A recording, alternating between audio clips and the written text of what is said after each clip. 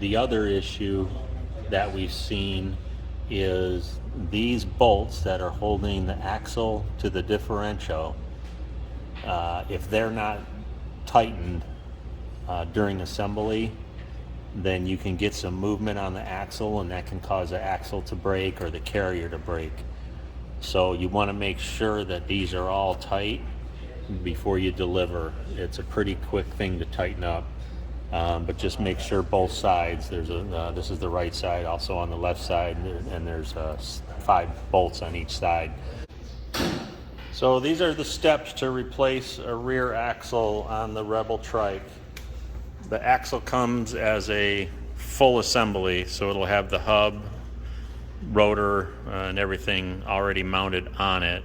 This is the right side, which is a little bit shorter from here to here. The left side is longer.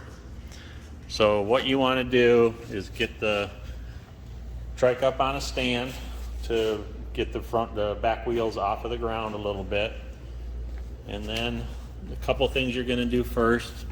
There's 2 bolts holding the brake caliper on, so remove those 2 bolts and then slide the brake caliper off of the rotor, and then remove the bolts holding the fender bracket, these 2 here, and pull the fender bracket off.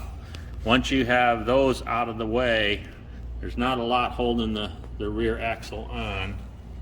You've got these 2 bolts right here, and those hold the axle to the swing arm. So you remove these 2 bolts on this side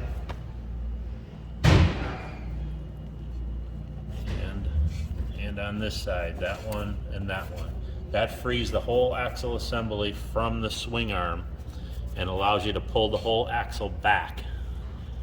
So when you bring the axle back, it's going to free up this from here, and that will allow you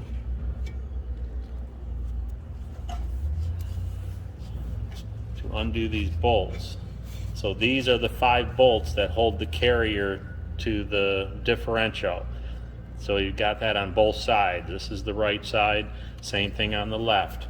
Once this is away from this carrier, you undo these 5 bolts, and the whole axle assembly will just slide out.